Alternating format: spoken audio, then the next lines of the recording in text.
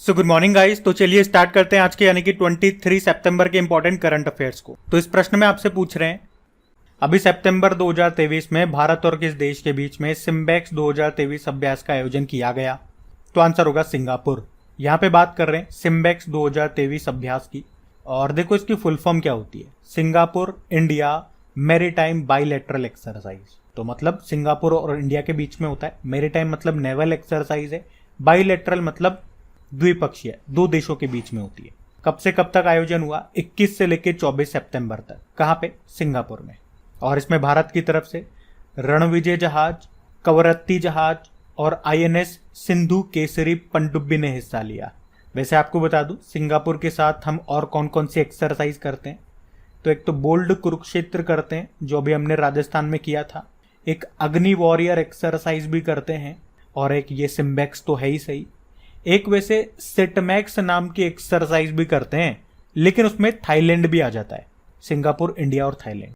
अब यहाँ पे 2023 के जो इंपॉर्टेंट मिलिट्री एक्सरसाइज है वो भी मैं आपको रिवाइज कराऊंगा, लेकिन उससे पहले सिंगापुर की बात करें तो सिंगापुर की कैपिटल सिंगापुर सिटी हो गई, सिंगापुर डॉलर करेंसी हो गई, और प्रेसिडेंट है हलीमा याकूब। और सिंगापुर के एक व्यक्ति आपको जरूर याद होंगे, टी राजा कुमार, जो भी फाइनेंशियल एक्शन टास्क फोर्स के अध्यक्ष बने थे। तो अभी याद है आपको ब्राइट स्टार एक्सरसाइज, ये मिस्र में हुआ, इजिप्ट में। और हम क्यों पढ़ रहे हैं इसे? क्योंकि पहली बार भारतीय वायुसेना ने इसमें हिस्सा लिया। ये बहुपक्षीय एक्सरसाइज, मल्टीलेटरल, बहुत सारे देशों ने इसमें हिस्सा लिया। फिर आपने ऑस इंडेक्स के बारे में पढ़ा था, ये भारत और ऑस्ट्रेलिया के बीच में होता है, नेवल एक्सरसाइज है। कहाँ पे हुआ? सिडनी में हुआ। और इसमें भारत की तरफ से आईएनएस सह्याद्री और आईएनएस कोलकाता ने हिस्सा लिया था। एक सी सेट एक्सरसाइज आपको याद होगा, इसको होस्ट किया था सिंगापुर ने ही। सी सेट की फुल फॉर्म होगी south east Asia corporation and training, और भारत ने भी इसमें पहली बार हिस्सा लिया। भारत का जो जहाज है आईएनएस कुलिश, उसने इसमें पार्टिसिपेट किया था। और याद रखना, तरंग शक्ति एक्सरसाइज, इसका आयोजन इंडियन एयरफोर्स करेगा, लेकिन 2024 में होगा ये। इसमें लगभग 12 देश हिस्सा लेंगे। एक जायद तलवार एक्सरसाइज, ये भारत और यूएई के बीच में हुआ। कहाँ पे? दुबई में। एक पैसेज एक्सरसाइज, ये भारत और सऊदी अरब के बीच में हुआ था। कहाँ पे? जेद्दा, सऊदी अरब में। इसमें भारत की तरफ से आईएनएस चेन्नई गया था। एक टेलिस्मैन सेबर एक्सरसाइज, ये ऑस्ट्रेलिया में हुआ। इसमें कई देशों ने हिस्सा लिया, लेकिन भारत इसमें पर्यवेक्षक देश था, ऑब्जर्वर कंट्री था। वैसे अभी ऑस्ट्रेलिया ने मालाबार एक्सरसाइज का आयोजन भी किया था, जिसमें क्वाड देशों ने हिस्सा लिया था, भारत, जापान, ऑस्ट्रेलिया और जापान। इसमें भारत की तरफ से आईएनएस कोलकाता और आईएनएस सह्याद्री ने हिस्सा लिया। कोमोडो एक्सरसाइज, ये इंडोनेशिया में हुआ था, भारत ने भी इसमें हिस्सा लिया था, भारत के आईएनएस सतपुड़ा ने। और जिमेक्स एक्सरसाइज, ये भारत और जापान के बीच में हुआ, विशाखापत्तनम में। एक्स एक्सरसाइज पड़ा था, ये भारत और अमेरिका के बीच में हुआ था। कहाँ पे? कोच्चि, केरल में। एक नोमेडिक एलिफेंट एक्सरसाइज हुआ था भारत और मंगोलिया के बीच में। कहाँ पे? मंगोलिया की कैपिटल उलानबतर में। एक अल मोहद अल हिंदी एक्सरसाइज, ये भारत और सऊदी अरब के बीच में हुआ, सऊदी अरब में।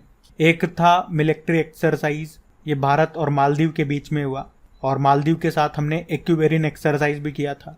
अभी समुद्र शक्ति एक्सरसाइज, ये हमने इंडोनेशिया के साथ में किया था। कहाँ पे? इंडोनेशिया के बाटम में।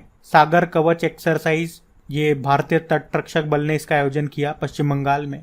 अजय वॉरियर एक्सरसाइज, ये भारत और यूके के बीच में हुआ, यूके में। और कोंकण एक्सरसाइज भी हमने किया यूके के साथ में, अरब सागर में। अभी कोप इंडिया एक्सरसाइज किया हमने अमेरिका के साथ, पश्चिम बंगाल में। स्लाइनेक्स एक्सरसाइज किया हमने श्रीलंका के साथ में, कोलंबो में। बोल्ड कुरुक्षेत्र मैंने आपको बता दिया, सिंगापुर के साथ किया हमने, राजस्थान में। और अभी एफ इंडेक्स एक्सरसाइज, ये भारत और 20 अफ्रीकी देशों के बीच में हुआ था, पुणे के औंध सैन्य स्टेशन में। डस्टलिक एक्सरसाइज, ये भारत और उज्बेकिस्तान के बीच में हुआ, उत्तराखंड के पिथौरागढ़ में। और वैसे जापान के साथ हमने वीर गार्जन और धर्मा गार्जन एक्सरसाइज भी किया, ये भी ध्यान रखना, जापान में ही। और अभी मिस्र के साथ पहली बार हमने साइक्लोन 1 एक्सरसाइज भी किया, राजस्थान में, ये भी ध्यान रखना। तो फिर बताइए, अभी वेस्टर्न लेन नाम के उपन्यास के लेखक कौन है? तो आंसर होगा चेतना मारू। तो भारतीय मूल की लेखिका है चेतना मारू, जिनका पहला उपन्यास है ये वेस्टर्न लेन, जिसे अभी बुकर पुरस्कार 2023 के लिए शॉर्ट लिस्ट किया गया है। ये लंदन में रहने वाली भारतीय मूल की लेखिका है।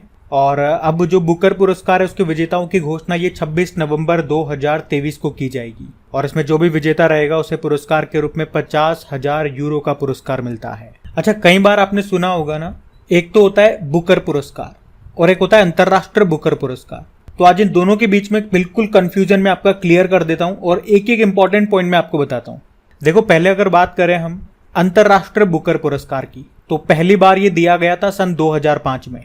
और पहली बार किसे मिला था? ये इस्माइल कादरे को मिला था, जो अल्बानिया के लेखक हैं। और पहले मैं आपको बता दूं, ये जो अंतरराष्ट्रीय बुकर पुरस्कार है, इसे इंग्लिश में ट्रांसलेट किए गए नॉवेल्स को, जो कि पब्लिश कहां पे हुए हों, यूके में, उन्हें दिया जाता है या उन्हें शामिल किया जाता है अंतरराष्ट्रीय बुकर पुरस्कार में। जैसे आपको याद होगा, 2022 का अंतरराष्ट्रीय बुकर पुरस्कार किसे मिला था? गीतांजलि श्री को। और इस तरह से आप कह सकते हो कि अंतरराष्ट्रीय बुकर पुरस्कार पाने वाली ये एकमात्र भारतीय या पहली भारतीय बनी थी, गीतांजलि श्री। इनका नॉवल तो हिंदी में था, जिसका नाम था रेत की समाधि, लेकिन फिर उसे ट्रांसलेट किया था डेजी रॉकवेल ने, तो फिर अंग्रेजी में उसका नाम हो गया था टॉम्ब ऑफ सैंड। और अगर आपसे पूछे कि अभी 2023 का अंतरराष्ट्रीय बुकर पुरस्कार किसे मिला, तो जॉर्जो गॉस्पोडिनोव को मिला है। ये बुल्गारिया के लेखक हैं, इनके उपन्यास टाइम शेल्टर के लिए मिला। अब ये तो अपन ने अंतरराष्ट्रीय बुकर पुरस्कार की बात कर ली। अब अगर बात करें केवल बुकर पुरस्कार की, तो पहली बार ये बुकर पुरस्कार कब दिया गया था? 1969 में दिया गया था। और इसकी खास बात क्या है? ये केवल उन्हीं नॉवेल्स को या उपन्यासों को दिया जाता है जो अंग्रेजी में लिखे गए हों। ट्रांसलेटेड नॉवेल नहीं चलते हैं यहाँ पे कि आपने हिंदी में लिख दिया फिर ट्रांसलेट कर दिया अंग्रेजी में, नहीं। आपने अगर अंग्रेजी में लिखा होगा तो उसे ही इसमें शामिल किया जाएगा। ये पॉइंट क्लियर रखना। और ये भी मैं आपको बता दूं कि बुकर पुरस्कार को ही मेन बुकर पुरस्कार भी कहा जाता है। कई बार आप सुनोगे मेन बुकर पुरस्कार, तो वो एक ही बात है। आपको बता दूं, इसे साहित्य का ऑस्कर माना जाता है, बुकर पुरस्कार को। अच्छा, अब अगर बात करें कि बुकर पुरस्कार जीतने वाले पहले भारतीय कौन थे, तो अरुंधति रॉय थी। इन्हें 1997 में मिला था उनके उपन्यास, उनके novel God of small things के लिए। और एक नाम आप काफ़ी सुनोगे, सलमान रुश्दी का, या कई बार पढ़ोगे भी आप कि बुकर पुरस्कार पाने वाले भारतीय मूल के पहले लेखक कौन थे, तो सलमान रुश्दी थे। मैं कह रहा हूँ भारतीय मूल के। इनका जन्म तो भारत में हुआ था, लेकिन अभी रहते कहाँ हैं? ये यूके में रहते हैं। इन्हें 1981 में मिला था उनके उपन्यास मिडनाइट्स चिल्ड्रन के लिए। और वैसे उन्होंने बुकर ऑफ बुकर्स और the best of the Booker award भी जीता है। तो यहाँ पे मैंने आपका कंफ्यूजन भी दूर कर दिया कि अंतरराष्ट्रीय बुकर पुरस्कार और मेन बुकर पुरस्कार में क्या अंतर है, और उससे जो भी पॉइंट्स बनते थे वो भी मैंने आपके क्लियर करा दिए। तो अब ये ध्यान रखना, आप बढ़ते आगे। और ऐसा नहीं है ये पहली बार मैं आपको बता रहा हूँ, इससे पहले भी ये शीट मैं आपको बता चुका हूँ। तो इस बार अगर वो पहले वाली क्लास आपने पढ़ी है तो इस बार ये आपका रिविजन हो गया।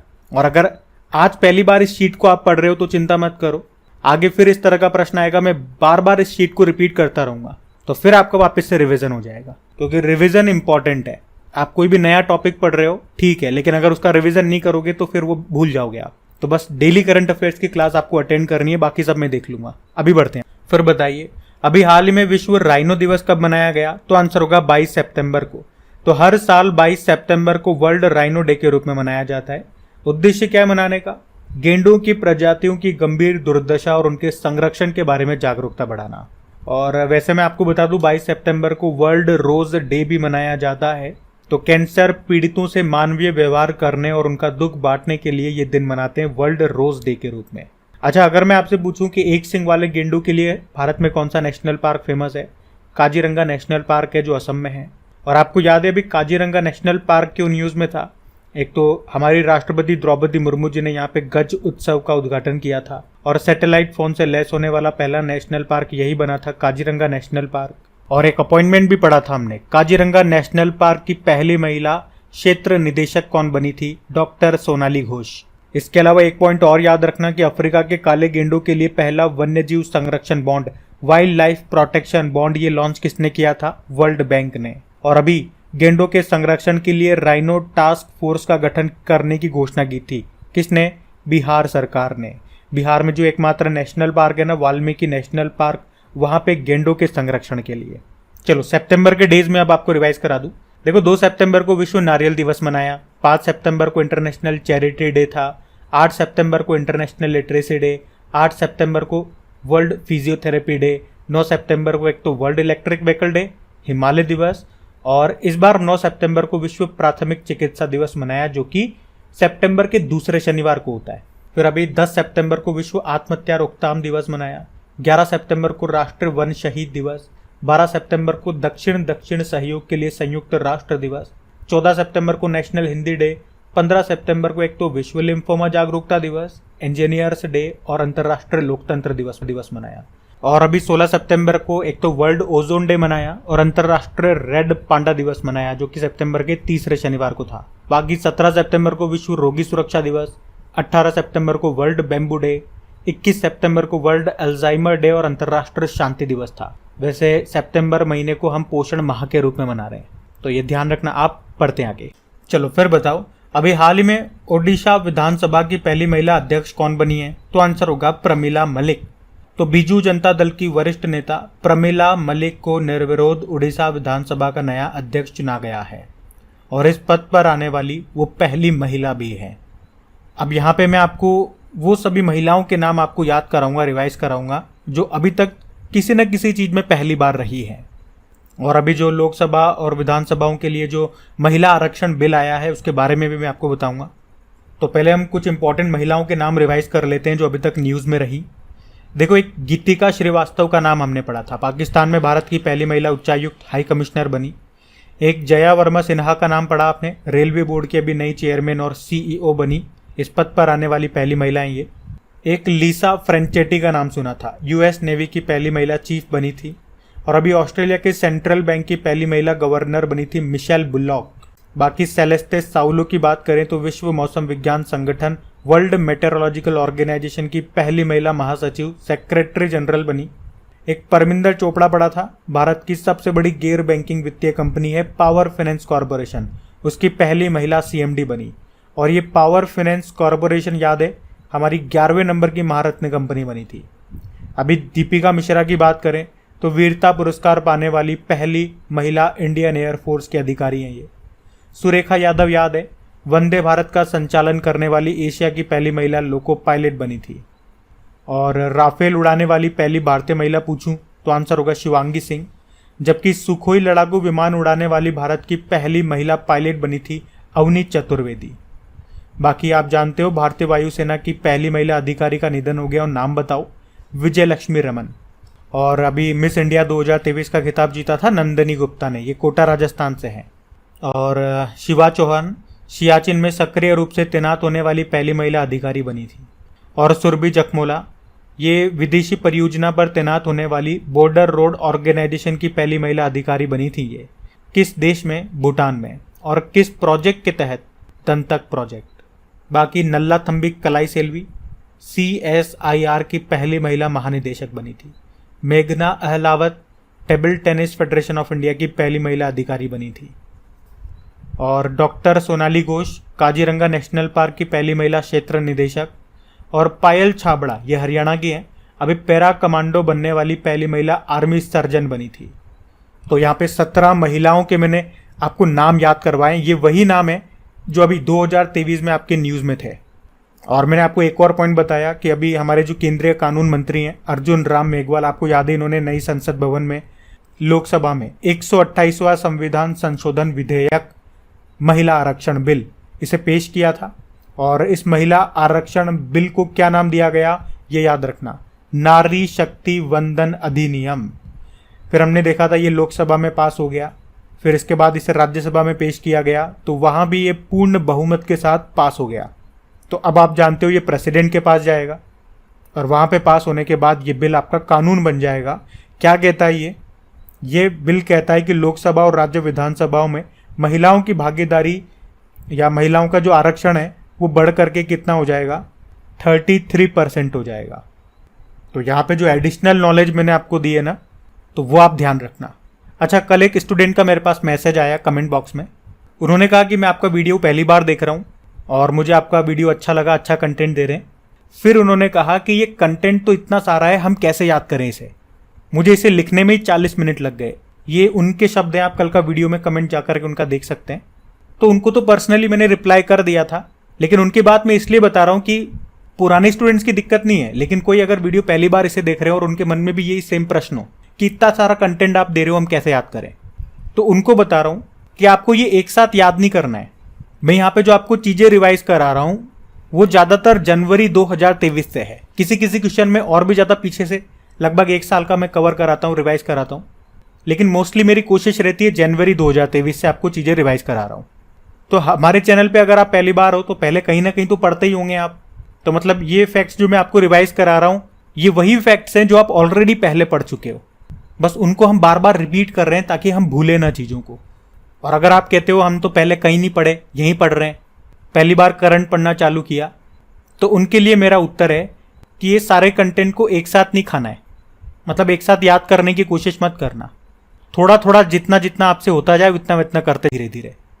फिर भी मेरी बात अगर आपके समझ में नहीं आए तो मुझे ये बताओ, जनवरी 2023 से डेली की अगर सुबह शाम की आप 4 रोटी भी खाते हो तो आज कितनी सारी इकट्ठी हो गई वो रोटियां? क्या वो सारी रोटियां आप एक साथ खा सकते हो? आप कहोगे नहीं खा सकते। तो धीरे धीरे खाओगे तो खा लोगे, एक साथ खाओगे तो नहीं खा पाओगे। बस वही चीज़ इसमें भी है। अब आपको बात समझ में आ गई होगी तो हम बढ़ते हैं आगे। चलो फिर बताओ, अभी हाल ही में किस राज्य सरकार ने मुख्यमंत्री कृषक मित्र योजना को शुरू किया? तो आंसर होगा मध्य प्रदेश। तो अभी मध्य प्रदेश सरकार ने किसानों को स्थायी कृषि पंप कनेक्शन देने के लिए ये मुख्यमंत्री कृषक मित्र योजना शुरू की है और पहले साल के लिए 10,000 पंपों का लक्ष्य रखा गया है। इसमें 3 हॉर्स पावर या उससे अधिक क्षमता के पंप कनेक्शन दिए जाएंगे, मतलब इनके लिए बिजली कनेक्शन दिया जाएगा। और बिजली कनेक्शन देने के लिए उनके खेत तक जो भी 11 kV की लाइन होगी वो डाली जाएगी, उसके लिए जो भी ट्रांसफार्मर होगा वो लगाया जाएगा। और ये सब करने में जो भी खर्चा आएगा, जो भी लागत आएगी, उसका 50% ही केवल किसान को देना होगा, बाकी 50% ये सरकार वहन करेगी। ये सिंपल सा याद रखो आप। अच्छा आगे बढ़ें उससे पहले एक प्रश्न मैं आपसे पूछना चाहूँगा कि जो प्रधानमंत्री कुसुम योजना है इसे कब लॉन्च किया गया था? और इसी में दूसरा प्रश्न, ये दूसरा प्रश्न तो अभी बिल्कुल लेटेस्ट है इसी साल का, कि इसकी समय सीमा को बढ़ा करके कितना कर दिया गया? ये इस साल के स्टार्टिंग में मैंने आपको बताया था, जनवरी फरवरी में। और ये प्रश्न मैं आपसे इसलिए पूछ रहा हूँ क्योंकि हमारी जो रिवीजन वाली क्लास चलती है, जहाँ पे जनवरी से लेके अभी तक मैं आपको रिवाइज करा रहा हूँ इंपॉर्टेंट करंट अफेयर्स, वहाँ पे ये प्रश्न अभी मैंने आपको कराया था, इसलिए मुझे याद भी रह गया। उसमें भी यही होता है, किसानों को सोलर पंप के लिए वित्तीय सहायता दी जाती है। तो इन प्रश्नों के उत्तर दो। अगर इन 2 प्रश्नों के उत्तर दे दिया ना आपने तो करंट अफेयर्स बिल्कुल ठीक आपका चल रहा है, रिवीजन आप बिल्कुल ठीक से कर पा रहे हो। और अगर आंसर नहीं दे पाओ तो अब से बिना टाइम वेस्ट करे वो रिवीजन वाली क्लास आप लेना शुरू कर दो। अच्छा चलो, अब 2023 की मोस्ट इंपॉर्टेंट योजनाएं, स्कीम्स मैं आपको रिवाइज करा रहा हूं, तो ध्यान से सुनना। अभी सवेरा योजना ये शुरू की थी प्रयागराज पुलिस ने वरिष्ठ नागरिकों की सहायता के लिए। अभी लाडली बहना योजना ये मध्य प्रदेश की है, और याद रखना इसमें जो सहायता राशि दी जाती थी महिलाओं को 1,000 रुपये पर मंथ, उसे बढ़ा के 1,250 रुपये कर दिया। और इसी तरह से अभी मध्य प्रदेश ने मुख्यमंत्री लाडली बहना आवास योजना को भी शुरू किया है। लाडली लक्ष्मी योजना ये भी यहीं की है। और याद है उत्तर प्रदेश की है मुख्यमंत्री कन्या सुमंगला योजना, और इसमें लाभार्थियों को दी जाने वाली राशि को 15,000 रुपये से बढ़ा के कितना कर दिया? ये करंट का प्रश्न हो गया, 25,000 रुपये। बाकी प्रणाम योजना का संबंध किससे है? भूमि प्रदूषण को कम करने से। अभी ग्रामीण क्षेत्रों में डिजिटल सशक्तिकरण के लिए ग्रामीण मित्र योजना शुरू की थी गोवा ने। और मुख्यमंत्री सशक्त बहना उत्सव योजना उत्तराखंड ने शुरू की। आसरा पेंशन योजना तेलंगाना ने शुरू की। शुभ यात्रा योजना केरल ने शुरू की थी। एक पंचायत एक खेल का मैदान केरल ने शुरू की थी। अम्मा और बहिनी योजना सिक्किम ने शुरू की। और ग्रह आधार योजना ये गोवा ने शुरू की। और प्रधानमंत्री जी ने विकासशील देशों को चिकित्सा आपूर्ति प्रदान करने के लिए अभी कौन सी परियोजना शुरू की थी? आरोग्य मैत्री। घर गंगाजल कार्यक्रम शुरू किया था बिहार ने। प्राणवायु देवता पेंशन योजना शुरू की हरियाणा ने। क्रैच नीति शुरू करने वाला पहला राज्य बना था हरियाणा। और वन टैप वन ट्री अभियान शुरू किया था उत्तर प्रदेश ने।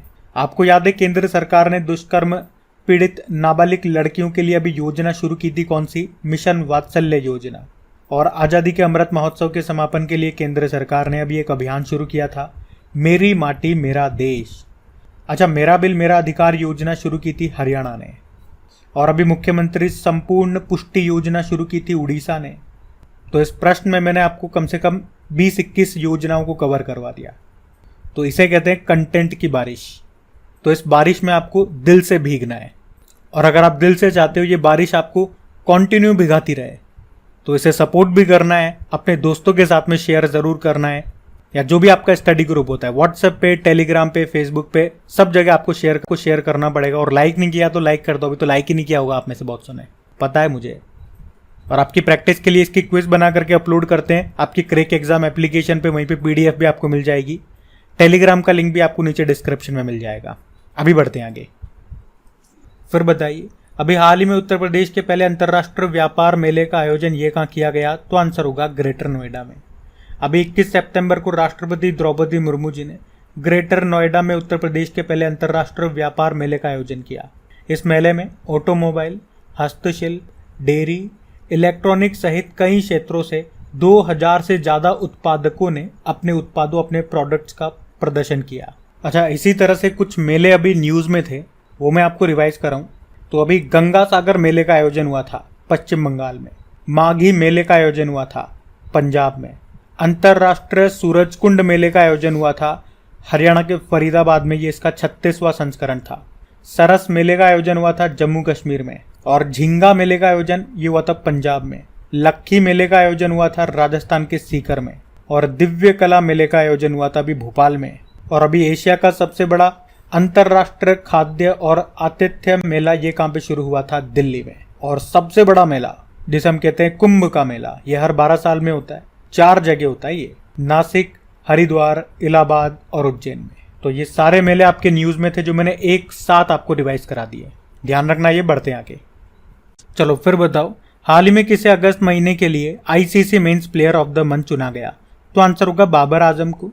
तो अगस्त महीने के लिए ICC player of the month चुन लिया गया है। जैसे पुरुषों में बात करेंगे तो पाकिस्तान के बाबर आजम को, और महिलाओं में बात करेंगे तो आयरलैंड की अर्लीन केली को। तो बस सिंपल सा ये 2 नाम याद रखने, पुरुषों में और महिलाओं में। अगस्त महीने के लिए हम पढ़ रहे हैं यहाँ पे। वैसे ICC इंटरनेशनल क्रिकेट काउंसिल स्थापना होती है 1909 में। हेडक्वार्टर दुबई में है। CEO जॉफ एलार्डिस हैं और चेयरमैन है ग्रेग बार्कले। ध्यान रखना, ये बढ़ते आगे। चलो फिर बताओ, अभी सितंबर 2023 में विश्व कुश्ती चैंपियनशिप 2023 में अंतिम पंगाल ने कौन सा पदक जीता? तो आंसर होगा ब्रोंज मेडल, कांस्य पदक। तो पहले तो ये याद रखना, ये वर्ल्ड रेसलिंग चैंपियनशिप 2023 का आयोजन हुआ कहाँ? सर्बिया के बेलग्रेड में। और कब से कब तक? 16 से लेकर 24 सितंबर 2023 तक। और अभी इसमें भारतीय महिला पहलवान है अंतिम पंगाल। इन्होंने 53 किलोग्राम वर्ग में ब्रोंज मेडल जीता। और इस तरह से वे इस चैंपियनशिप में ब्रोंज मेडल जीतने वाली 6ठी भारतीय महिला बन गई हैं। और अभी 2024 में जो पेरिस ओलंपिक होंगे उसके लिए क्वालिफाई करने वाली ये पहली भारतीय पहलवान भी बन गई हैं। अंतिम पंगाल ये हरियाणा की है। और आपको ये भी मैं बता दूं कि अंतिम पंगाल ये लगातार 2 बार अंडर-20 वर्ल्ड चैंपियनशिप में गोल्ड जीतने वाली भारत की पहली महिला पहलवान बनी थी। तो इनका नाम याद रखना। बढ़ते हैं आगे। फिर बताइए, अभी हाल ही में दुर्लभ धातु वेनेडियम की खोज ये कहाँ पे की गई? तो आंसर होगा गुजरात में। तो अभी गुजरात के भावनगर जिले में जो अलंग शहर है उसके पास खंबात की खाड़ी में ये दुर्लभ धातु वेनेडियम की खोज की गई है। और ये वेनेडियम हमें किस खनिज से मिला है? तो टिटानो मैग्नेटाइट खनिज में ये मिला है। वेनेडियम की पहले बात करें तो इसका सिंबल होता है V, और इसकी परमाणु संख्या यानी कि एटॉमिक नंबर, मतलब पीरियोडिक टेबल में ये किस संख्या पे मिलेगा आपको? तो 23 पे। और इस धातु का जो उपयोग है ये स्टील और टाइटेनियम को मजबूती देने के लिए किया जाता है। बैटरी निर्माण में इसका उपयोग होता है। और जेट इंजन और हाई स्पीड वाले जो प्लेन होते हैं, विमान होते हैं, उनका फ्रेम बनाने में इसका इस्तेमाल किया जाता है। अच्छा, आपको याद होगा अभी कुछ समय पहले जियोलॉजिकल सर्वे ऑफ इंडिया ने लिथियम के भी भंडार खोजे थे। कहाँ पे? जम्मू कश्मीर में। लिथियम का एटॉमिक नंबर क्या होता है? देखो ना, हाइड्रोजन, हीलियम, लिथियम, तो 3 होता है। सबसे हल्की धातु है ये लिथियम। अच्छा, यहाँ पे कुछ इंपॉर्टेंट अयस्क यानी कि और मैं आपको बताता हूँ, और उनसे मिलने वाली जो धातुएं हैं, मेटल है, वो मैं आपको बताता हूँ। इसमें से कुछ एक तो आपको याद भी होंगी, जैसे कि बॉक्साइट से हमें मिलता है एल्यूमिनियम। एक तो हेमेटाइट हो गया, मैग्नेटाइट हो गया, लिमोनाइट हो गया, इन सबसे आयरन मिलता है। गैलेना से हमें सीसा यानी कि लेड मिलता है, इसका सिंबल होता है Pb। और ये मत सोचना कि जैसे हेमेटाइट हो गया, मैग्नेटाइट हो गया, लिमोनाइट हो गया, इन तीनों से आयरन मिलता है क्या? तो ऐसा कोई ज़रूरी नहीं है कि एक धातु केवल एक ही अयस्क से मिलेगा, अलग अलग से मिल सकते हैं। और कई बार हम देखते हैं कि एक ही अयस्क यानी कि और से हमें एक से ज़्यादा भी धातु मिलते हैं। जैसे कि इसी एग्जाम्पल में लास्ट वाला देखो, डोलोमाइट, इससे मैग्नीशियम भी मिलता है तो इससे कैल्शियम भी मिलता है। तो ये चीज़ें आपको ध्यान रखनी है, कई बार एग्जाम में आ जाती है साइंस में। जैसे सिनेबार मरकरी मिलता है Hg, कैलेमाइन से जिंक मिलता है, कार्नेलाइट से पोटेशियम आपको मिलता है, जैसे K से रिप्रेजेंट करते हैं। ये डोलोमाइट मैंने बता ही दिया, तो ध्यान रखना ये। बढ़ते हैं आगे। चलो फिर बताओ, दिल जश्न बोले ये किस अंतरराष्ट्रीय प्रतियोगिता का एंथम सॉन्ग है? आईसीसी मेंस वर्ल्ड कप 2023 जो अभी होने हैं अक्टूबर 2023 में भारत में। भारत होस्ट कर रहा है इसे, और इसका ये एंथम सॉन्ग है दिल जश्न बोले, जिसकी सिंगर है प्रीतम, और इसमें एक्टिंग की है, मतलब डांस वगैरह किया है रणवीर सिंह ने। देखो, आईसीसी वर्ल्ड कप की अगर बात करें तो इसका अगर पहले संस्करण की बात करें तो वो कब हुआ था? 1975 में, जो इंग्लैंड में खेला गया था और उसको वेस्ट इंडीज ने जीता था। अभी जो 2023 में हम देख रहे हैं ये इसका 13वां संस्करण है जिसको होस्ट कर रहा है भारत, और अभी इसके ब्रांड एम्बेसडर बनाए गए थे शाहरुख खान को, और इसका शुभंकर क्या है? मैस्कॉट क्रिप्टोवर्स। और वैसे मैं आपको बता दूं, भारत ने वर्ल्ड कप कितनी बार जीता है अभी तक? 2 बार, 1983 में और 2011 में। पिछला वाला 2018 वाला वो इंग्लैंड ने जीता था। और अभी तक सबसे सफल टीम रही है ऑस्ट्रेलिया, 5 बार जीत चुकी है। और सर्वाधिक रन बनाए अभी तक सचिन तेंदुलकर ने, तो सर्वाधिक विकेट लेने वाले कौन है? ऑस्ट्रेलिया के ग्लेन मैकग्रॉथ। तो वर्ल्ड कप का इतिहास भी मैंने आपको यहाँ पे बता दिया। और गाइज, ये था आज का आपका करंट अफेयर्स का सेशन। कैसा लगा? और जो हमारे पुराने स्टूडेंट्स हैं, मुझे पता है उनको तो सेशन पसंद आता है और वो सपोर्ट भी करते हैं, लेकिन अगर कोई इस वीडियो को वेरी फर्स्ट टाइम देख रहे हैं तो आप ज़रूर बताना कैसा लगा आपको, ताकि इससे मुझे ये भी पता लग जाएगा कि आपके रिव्यू क्या है और आप में से कौन वीडियो को वेरी फर्स्ट टाइम देख रहे हैं। बाकी अभी कल के करंट अफेयर्स का भी मैं आपको रिवाइज करा दूं। तो पहला प्रश्न पूछा था, एशियाई खेल 2023 के उद्घाटन समारोह में भारत के ध्वजवाहक कौन है? तो आंसर होगा हरमनप्रीत सिंह और लवलीना बोरगोहेन। फिर पूछा किसे नॉर्मन ई बोरलॉग फील्ड पुरस्कार 2023 के लिए चुना गया? तो आंसर होगा स्वाति नायक। फिर पूछा था विश्व अल्जाइमर दिवस कब मनाया गया? 21 सितंबर। फिर पूछा कौन सा देश आईसीसी पुरुष T20 वर्ल्ड कप 2023 की मेजबानी कर रहा है? वेस्ट इंडीज और यूएसए। फिर पूछा किस राज्य के क्रिटेश्वरी ने भारत के सर्वश्रेष्ठ पर्यटन गांव का पुरस्कार जीता? पश्चिम बंगाल। और नुआखाई उत्सव मनाया जाता है उड़ीसा में।